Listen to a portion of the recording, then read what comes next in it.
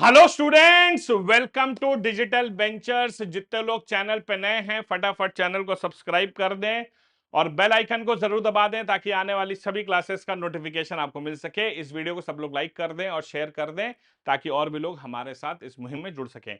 आप सभी का बहुत बहुत स्वागत है आपके अपने यूट्यूब चैनल, आपके अपने परिवार डिजिटल वेंचर्स पर। ठीक है, तो आज हम करने वाले हैं एक बड़ी इंपॉर्टेंट स्ट्रैटेजी सेशन आपके लिए, और वो ये है कि list of important books for CDS CAPF exam 2026। तो अब मैं बात कर रहा हूं कि अगर आप सन 2026 में सीडीएस और सीएपीएफ के एग्जाम की तैयारी कर रहे हैं तो भाई आपको फिर क्या करना चाहिए, कौन सी किताबें खरीदनी चाहिए जो सबसे अच्छी रहेंगी आपके एग्जाम के लिए। ठीक है, तो अब हम बात करते हैं अगर सीडीएस सीएपीएफ में, तो सबसे बड़ी प्रॉब्लम जो है ना बेटा वो क्या है? सबसे बड़ी प्रॉब्लम है जनरल स्टडीज। भाई जनरल स्टडीज सबसे बड़ी परेशानी है। ये है वही सब्जेक्ट जो आपको परेशान करता है। देखो बेटा, होता क्या है कि English is a subject, English एक सब्जेक्ट है, मैथ्स एक सब्जेक्ट है, रीजनिंग एक सब्जेक्ट है, लेकिन जनरल स्टडीज के अंदर बहुत सारे सब्जेक्ट्स हैं जो अपने आप में पूरे पूरे सब्जेक्ट की वैल्यू रखते हैं।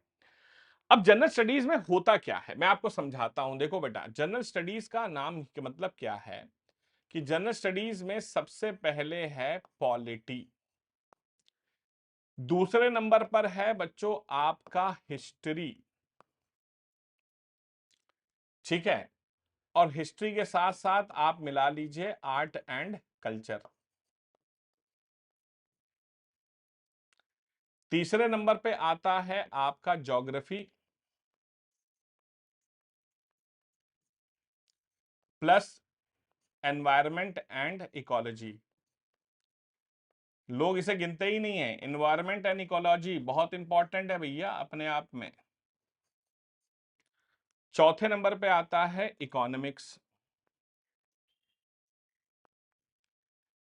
पांचवें नंबर पे आता है साइंस। अब साइंस में भी अपने आप में भैया तीन सब्जेक्ट हैं, फिजिक्स, केमिस्ट्री, बायो। और फिर आता है बच्चों आपका करंट अफेयर्स। तो आप देखिएगा मोटे मोटे जो है ना बेटा, 1 2 3 4 5 6, ब्रॉडली आप कह सकते हैं 6 है, लेकिन आर्ट एंड कल्चर को अलग मिला लीजिए तो 7, एनवायरमेंट को अलग मिलाइए तो 8। ठीक है, तो आप कह सकते हैं कि 8 बड़े सब्जेक्ट्स मिलकर के जनरल स्टडीज बनता है, या ब्रॉडली हम कह सकते हैं 6। ठीक है, अब देखो जनरल स्टडीज में प्रॉब्लम क्या है कि सीडीएस का अगर एग्जाम देखें तो सीडीएस के एग्जाम में भैया फिक्स 120 क्वेश्चन आने हैं जीएस से।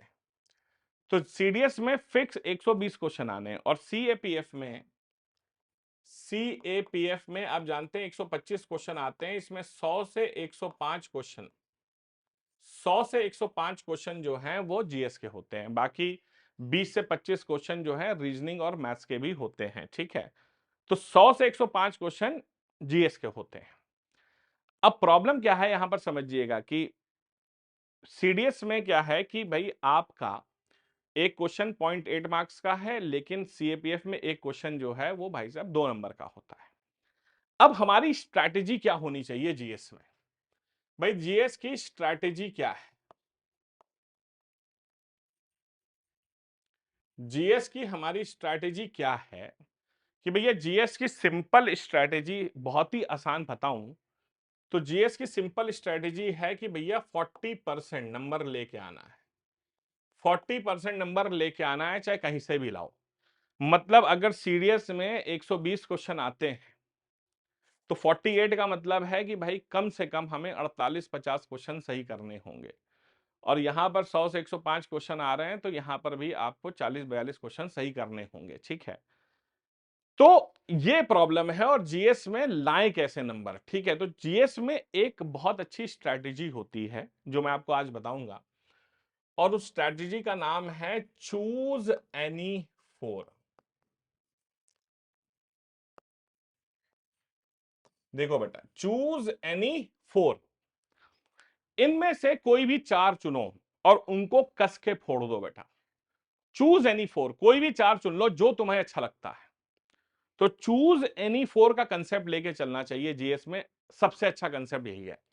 अब सबसे अच्छे कॉम्बिनेशंस क्या हो सकते हैं, देखो बच्चों, वैसे अगर आपको मैं बताऊं कि अगर आप साइंस बैकग्राउंड के स्टूडेंट हैं,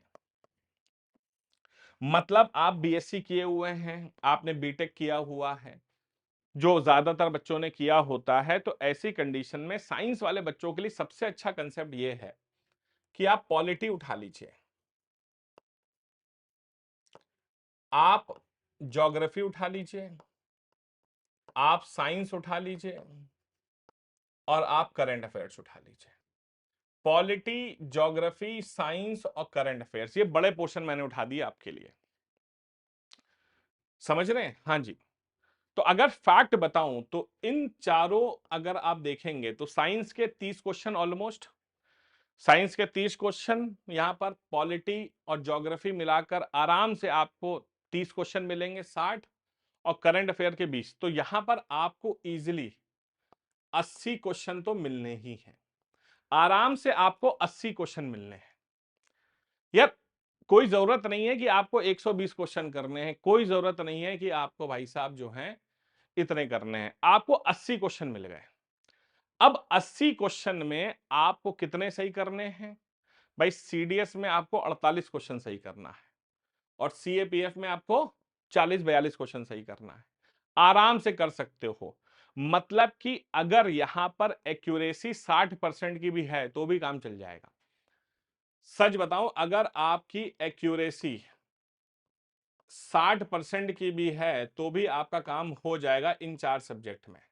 60% की एक्यूरेसी रखो, ठीक है, तो भी आपका काम होता है कि एक्यूरेसी 60% की है मेरी, ठीक है, तो भी काम हो जाएगा।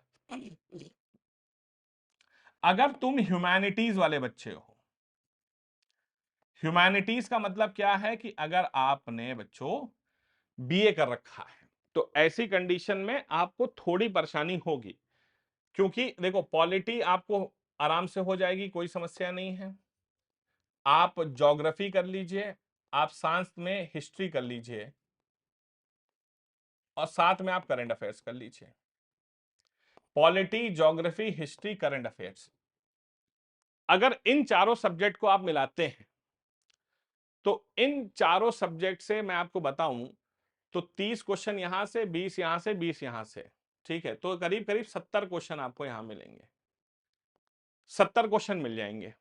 मतलब यहां पर आपको एक्यूरेसी थोड़ी ज्यादा बढ़ानी पड़ेगी, मतलब यहां पर एक्यूरेसी जो है ना आपको ऑलमोस्ट 70% के आसपास रखनी पड़ेगी, तो एक्यूरेसी थोड़ी ज्यादा स्ट्रांग होनी चाहिए। अब बात आती है कि आप कॉमर्स के स्टूडेंट हैं, अगर कॉमर्स वाले हो तो देखो बेटा पॉलिटी उठा ही लो, पॉलिटी उठाना बहुत अच्छा है, साथ में ज्योग्राफी उठा लो, साथ में इको उठा लो और साथ में करंट अफेयर्स उठा लो। पॉलिटी, ज्योग्राफी, इको और करंट अफेयर्स, क्योंकि आप कॉमर्स वाले हैं तो इकोनॉमिक्स आप करिए, हिस्ट्री वैसे भी टफ है, ठीक है, तो आप, लेकिन प्रॉब्लम यह है कि इन चारों को मिलाकर आपको एग्जाम में 60 से ज्यादा क्वेश्चन नहीं मिलेंगे, तो इसका मतलब है यहां पर आपको एक्यूरेसी और बढ़ानी पड़ेगी, यहां पर आपको एक्यूरेसी 80% से ज्यादा रखनी पड़ेगी, यहां 70% से यहां 60, मतलब अगर आप साइंस स्टूडेंट हैं तो आपके लिए ये चूज करना ज्यादा इजी है। हालांकि अब मैं ये नहीं कहूंगा, ये आपकी मर्जी है, आप इनमें से कोई सा भी कॉम्बिनेशन ले सकते हो, चाहे कॉम्बिनेशन आप ए ले लो, चाहे बी ले लो, चाहे सी हो, इसका ये मतलब नहीं कि आप ह्यूमैनिटीज वाले हैं तो आप ए नहीं ले सकते, आप ले सकते, अगर आपकी साइंस अच्छी है ले लो। लेकिन मैंने आपको आइडियलिस्टिक कंडीशन में बताया है कि यहां पर सच्चाई बताऊं कि अगर आप अपने एकेडमिक्स के हिसाब से बात करें तो आपको, अगर कॉमर्स वाले स्टूडेंट हैं तो एक्यूरेसी ज्यादा हाई रखनी पड़ेगी जनरल स्टडीज में, ठीक है। हम्म। अब क्वेश्चन ये आता है कि जनरल स्टडीज करें कैसे, जनरल स्टडीज हम सर करें कैसे? तो देखो, अब मैं एक एक करके बात करूंगा। सबसे पहले मैं बात करता हूं पॉलिटी की। देखो बच्चों, पॉलिटी की अगर बात करें तो यहां पर क्वेश्चन, सबसे अच्छी बात यह है कि ज्यादा घूम फिर के नहीं आते हैं, सीधे कॉन्स्टिट्यूशन से आते हैं, जो भी क्वेश्चन आएगा भैया सीधे संविधान से उठकर आएगा, ठीक है। अब होता क्या है कि पॉलिटी के लिए सबसे अच्छा काम क्या है? सबसे अच्छा काम यह है बच्चों कि आप एम लक्ष्मीकांत को खरीद लीजिए। एम लक्ष्मीकांत से अच्छी कोई किताब नहीं बनी है। एम लक्ष्मीकांत से अच्छी ना कोई किताब बनी है ना बनेगी। हालांकि ऑप्शन में डीडी बासु भी आती है, ऑप्शन में सुभाष कश्यप भी आती है, लेकिन अगर फैक्ट बताऊं तो डीडी बासु ना पढ़िएगा आप और ना ही सुभाष कश्यप पढ़िएगा, क्योंकि वो एग्जाम के लिए नहीं बनी है। सबसे अच्छी किताब है एम लक्ष्मीकांत। भाई साहब, ये गीता है, बाइबल है, कुरान है, सब कुछ है। एम लक्ष्मीकांत आराम से 700-750 रुपए की आपको किताब मिलेगी। टाटा मैग्रो हिल पब्लिकेशन है। और एम लक्ष्मीकांत में भाई साहब करीब करीब 1400 पेज हैं, 1400 पेजेस। और इसके अंदर टोटल 80 चैप्टर्स हैं, 80 चैप्टर्स। अब एक बात बताओ बेटा, ये 80 चैप्टर्स पढ़ के क्या करोगे तुम? ये 80 चैप्टर्स क्या करोगे पढ़कर? कोई फायदा नहीं है बेटा इन 80 चैप्टर्स को पढ़ने का। इन 80 चैप्टर्स को पढ़ने का कोई फायदा नहीं है। सच बताऊं तो आप क्या कर सकते हैं, इनमें एम लक्ष्मीकांत में चैप्टर नंबर 1 से लेकर 40 मस्ट रीड है। 1 से लेकर 40 मस्ट रीड है, मतलब 40 चैप्टर तो पढ़ने चाहिए। 41 से लेकर 60 तक आप देख सकते हैं, और 61 टू 80 बिल्कुल ना करिएगा, ठीक है। तो चैप्टर नंबर 1 से 40 जो हैं ये फिर भी आपके काम के चैप्टर्स हैं। तो पॉलिटी में आप चैप्टर नंबर 1 से 40 कर लीजिए, आपके सारे क्वेश्चन एग्जाम में हो जाएंगे। या तो भाई आप ये कर लो, या आप डिजिटल बेंचर्स पर जाओ और वहां पर हैंड रिटन नोट्स में आप देखिएगा जनरल स्टडीज के नोट्स हमारे हैं। तो जनरल स्टडीज के नोट्स आप चाहें तो खरीद सकते हैं, कोई परेशानी नहीं, आपकी मर्जी है, ठीक है। तो जनरल स्टडीज के नोट्स वहां से खरीद सकते हो। क्लियर है? जितने में आपको अकेले पॉलिटी मिलेगी उससे कम में पूरी जनरल स्टडीज आप खरीद सकते हैं, ठीक है। तो एम लक्ष्मीकांत सबसे अच्छी किताब है, नो डाउट, ठीक है। अब बात आती है आगे।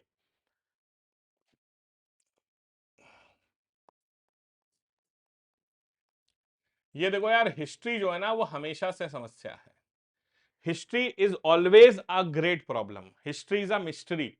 और सबसे टफेस्ट पोर्शन है, चाहे सीडीएस की बात करें या सीएपीएफ की बात करें, जीएस में, क्योंकि प्रेडिक्टेबल नहीं है। पहले क्या होता था, सबसे ज्यादा मॉडर्न आता था, फिर मिडिवल आता था, फिर एंशिएंट आता था। अभी कुछ कुछ पैटर्न चेंज हो गया है। अभी क्या है कि सबसे ज्यादा मॉडर्न आता है, फिर एंशिएंट आता है, फिर मिडिवल आता है।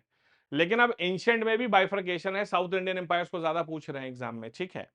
तो हिस्ट्री यहां पर एक अलग समस्या है, हिस्ट्री बड़ी मिस्ट्री है और बहुत बड़ा सिलेबस है। अब हिस्ट्री के लिए आप क्या करिए, देखिए मैं बहुत सिंपल आपको बताऊंगा। देखो बेटा, एंशिएंट हिस्ट्री के लिए, एंशिएंट हिस्ट्री के लिए आप एक काम करिए, आर एस शर्मा खरीद लीजिए। आर एस शर्मा खरीद लीजिए, अवर एंशिएंट पास के नाम से आती है। एंशिएंट के लिए आर एस शर्मा खरीद लो। ठीक है। अगर हम बात करें मिडिवल की, मिडिवल के लिए सतीश चंद्र आप खरीद सकते हैं। Medieval history by Satish Chandra. और मॉडर्न के लिए आपको दुनिया कहेगी कि सर आप जो हैं brief history of modern India खरीद लीजिए बिपिन चंद्रा की। मैं नहीं कहता, क्यों? बिपिन चंद्रा बेटा एक नॉवेल है, एग्जाम के लिए नहीं। एग्जाम के लिए सबसे अच्छी किताब है स्पेक्ट्रम पब्लिकेशन की brief history of modern India by Rajiv Ahir. Brief history of modern India by Rajiv Ahir, ये एक आईपीएस ऑफिसर हैं। और इनकी किताब पढ़ करके ऐसा लगता है कि भैया ये तो नोट्स हैं जो किसी व्यक्ति ने अपने लिए बनाए थे। अब इसमें भी बहुत मोटी किताब है, तो आपको सारे नहीं करने हैं, कुछ यूनिट्स मैं बता रहा हूं वो कर लीजिएगा। कुछ यूनिट्स हैं जो राजीव अहिर में आपको करनी है, जैसे कि यूनिट नंबर 2, सॉरी, कुछ यूनिट्स हैं, यूनिट नंबर 2, 3, 4, 5, 6, 7, 8 और 9। तो यूनिट नंबर 2, 3, 4, 5, 6, 7, 8, 9, बस इतना ही करना है आपको। तो यूनिट नंबर 2, 3, 4, 5, 6, 7, 8, 9, बस इतना ही करना है। इसके अलावा बहुत सारे लोग कहते हैं भैया वर्ल्ड हिस्ट्री। अब देखो वर्ल्ड हिस्ट्री से बहुत रेयर क्वेश्चन आते हैं। अगर आ भी गए तो 5 टॉपिक फिक्स हैं, उसके अलावा छठे टॉपिक से नहीं आता है। देखो बेटा, एक तो फ्रेंच रिवॉल्यूशन कर लेना, रशियन रिवॉल्यूशन, फ्रेंच रिवॉल्यूशन हो गया, रशियन रिवॉल्यूशन हो गया, ठीक है। हाँ जी, वर्ल्ड वॉर 1 हो गया, वर्ल्ड वॉर 2 हो गया। तो फ्रेंच हो गया, रशियन,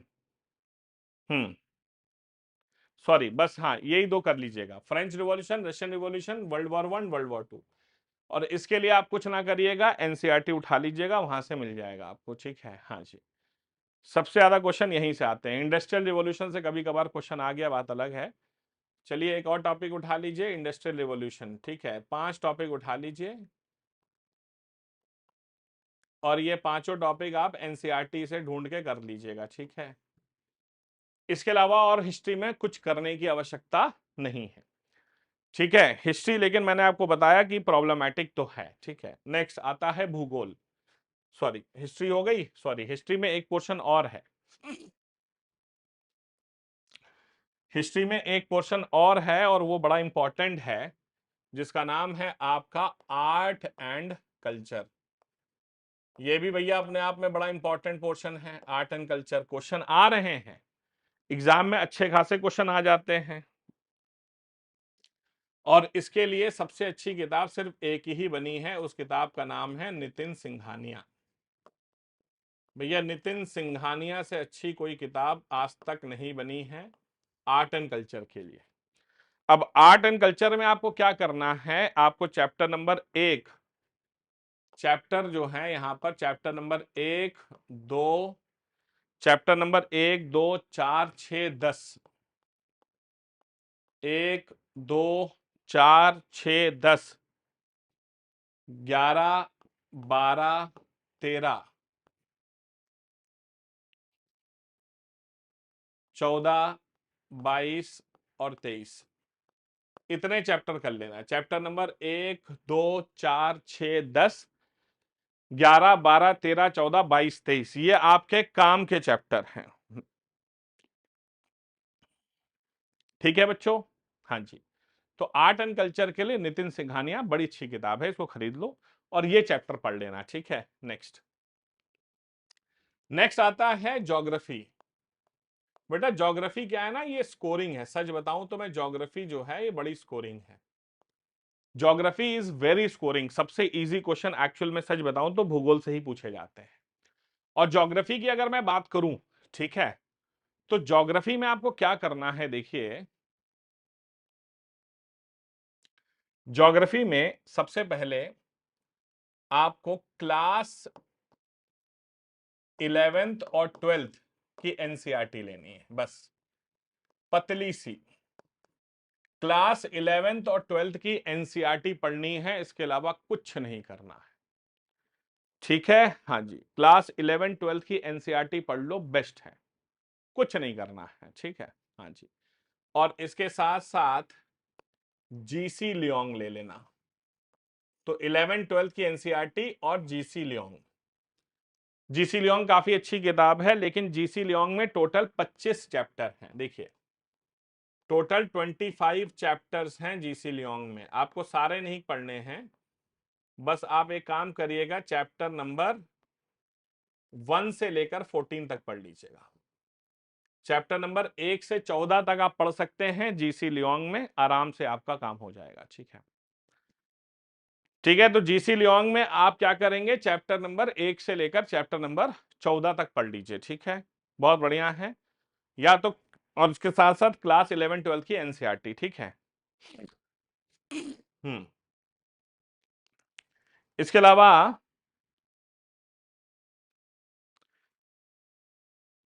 अब अगर हम बात करते हैं एनवायरमेंट,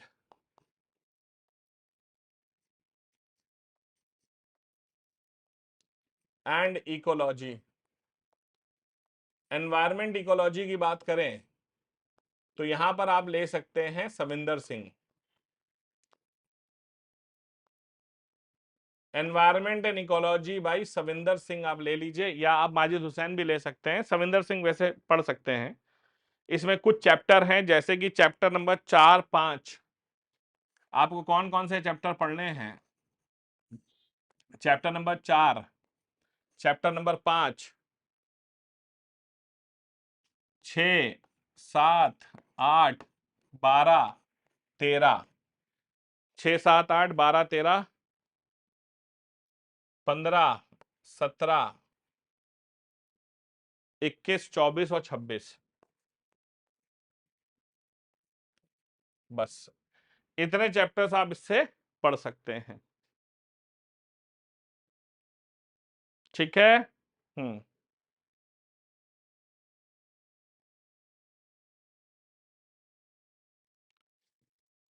तो एनवायरमेंट इकोलॉजी सविंदर सिंह से। नेक्स्ट आती है इकोनॉमिक्स। अब इकोनॉमिक्स में क्या प्रॉब्लम है समझो। इकोनॉमिक्स में बच्चों होता क्या है कि इकोनॉमिक्स जो है वो भाई साहब, एक तो बड़ी फेमस किताब आती है रमेश सिंह, वो वैसे ही है जैसे लक्ष्मीकांत है, 1400 पन्ने की किताब। लेकिन अब प्रॉब्लम क्या है कि इकोनॉमिक्स से क्वेश्चन इतने आने नहीं है, 10-12 क्वेश्चन आने हैं। तो इकोनॉमिक्स के लिए सबसे अच्छी किताब जो है यूनिक पब्लिकेशन की आती है संजीव वर्मा। संजीव वर्मा सबसे बढ़िया किताब है इकोनॉमिक्स की, पतली सी किताब है, इसको पढ़ लेना।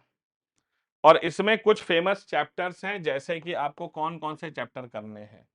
Chapter number 1, 2, 4। चैप्टर नंबर 1, 2, 4, 5, 6, 9, 13, 14, 15, 16, 17, 18, 22, 24, 28, 30 और 39। ये चैप्टर आपके काम के हैं, इसके अलावा कोई और चैप्टर आपके काम के नहीं है। ठीक है। इकोनॉमिक्स, इकोनॉमिक्स भैया यहां से आप पढ़ सकते हैं संजीव वर्मा से। इसके बाद नेक्स्ट आता है बच्चों आपका साइंस। साइंस के लिए देखो बहुत बढ़िया काम करना है आपको। पहली चीज, क्लास 6 से लेकर क्लास 10th की एनसीईआरटी खरीदनी है बस। ठीक है। क्लास 6 से लेकर क्लास 10th की एनसीईआरटी पहली चीज। दूसरा, class 9th and 10th, class और 9th और 10th में लखमीर सिंह और मंजीत कौर।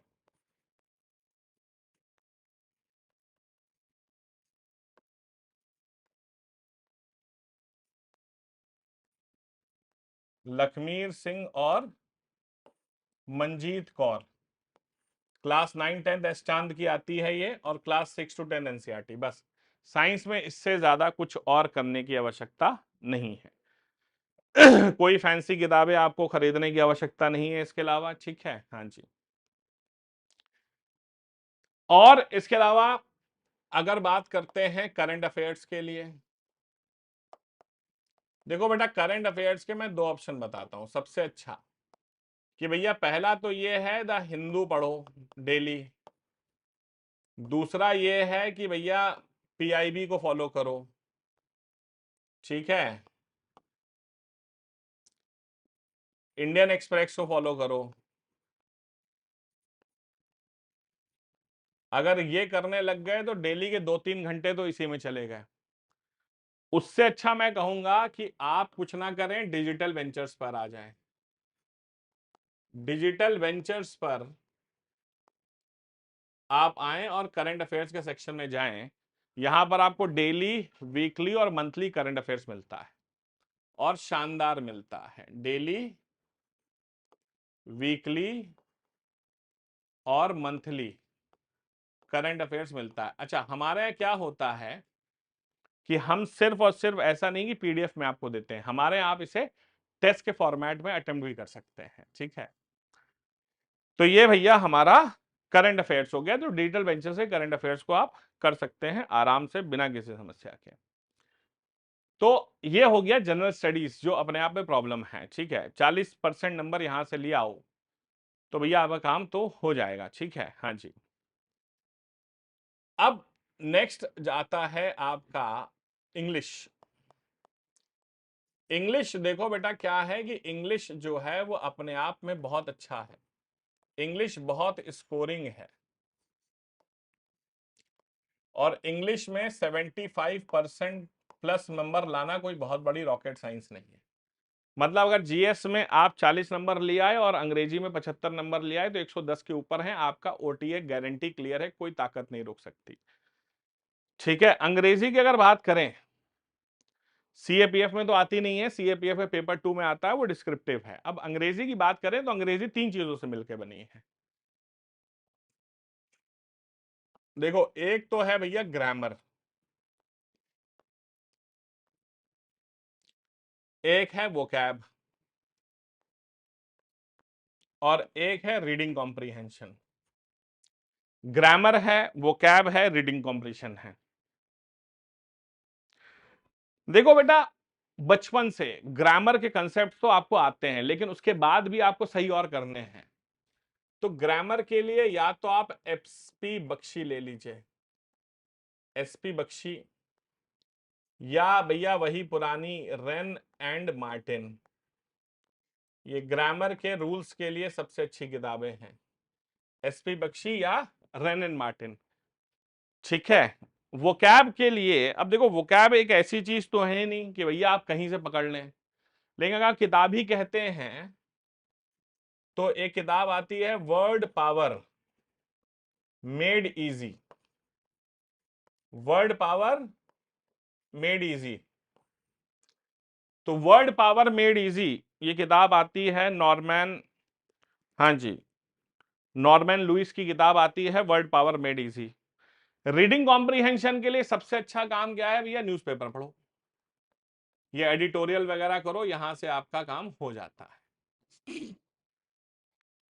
और या तो ये सब करो या डॉक्टर अमित सिसोदिया ने एक शानदार हैंड रिटन नोट्स लिखे हैं आपके लिए, ठीक है, बहुत ही शानदार, जो करीब 900 पेजेस के हैंड रिटन नोट्स हैं, सब कुछ कवर्ड है, वो खरीद सकते हो, ठीक है। या तो आप ये खरीद लो, आपकी मर्जी है। मैथ्स की बात करते हैं, देखो भैया मैथ्स की बात कर रहे हैं तो सीडीएस में मैथ्स में तो भैया पूरे 100 क्वेश्चन आते हैं और सीएपीएफ में कोई बहुत खास नहीं, 10 से 12 क्वेश्चन आते हैं, 10 से 12 क्वेश्चन सीएपीएफ में। मैथ्स के लिए देखो भैया सब लोग ने हमेशा एक ही बात कही है कि मैथ्स में सबसे इंपॉर्टेंट है प्रैक्टिस। आरएस अग्रवाल से सबसे अच्छा है प्रैक्टिस करो, और एक दिशा पब्लिकेशन की पीवाईक्यू आते हैं टॉपिक वाइज पीवाईक्यू आते हैं 15 ईयर्स के, वो खरीद सकते हो। टॉपिक वाइज पीवाईक्यू आते हैं दिशा पब्लिकेशन के, उसके साथ साथ आरएस अग्रवाल ले लो, ठीक है। मैथ्स के लिए बड़ी अच्छी किताब है, बेस्ट, और उसके साथ साथ ये ले लो। अगर बात करें रीजनिंग की, देखो भैया सीडीएस में रीजनिंग 0 आती नहीं है, सीएपीएफ में 10 से 12 क्वेश्चन आ जाते हैं, और रीजनिंग के लिए भी वही है प्रैक्टिस। आप आराम से आरएस अग्रवाल ले लीजिए, वहां से आप प्रैक्टिस कर सकते हैं। तो रीजनिंग कोई बहुत बड़ा रॉकेट साइंस नहीं है, ठीक है। तो ये सारा तरीका है कि आप इन किताबों को खरीद लें, ठीक है, और इनसे पढ़ने लगें। ये हमारा इंस्टाग्राम हैंडल है, यूट्यूब है, टेलीग्राम है, फेसबुक है। कोई भी प्रॉब्लम हो तो 7800099699 पर हमें कॉल या व्हाट्सएप कर लेना, will get back to you. Digital Ventures की ऐप को आज ही डाउनलोड करिए, ठीक है। मिलते हैं अगली क्लास में, कोई डाउट हो तो कमेंट सेक्शन में जरूर बताइएगा। Till then do take care of yourself. जय हिंद, जय भारत एंड वंदे मातरम।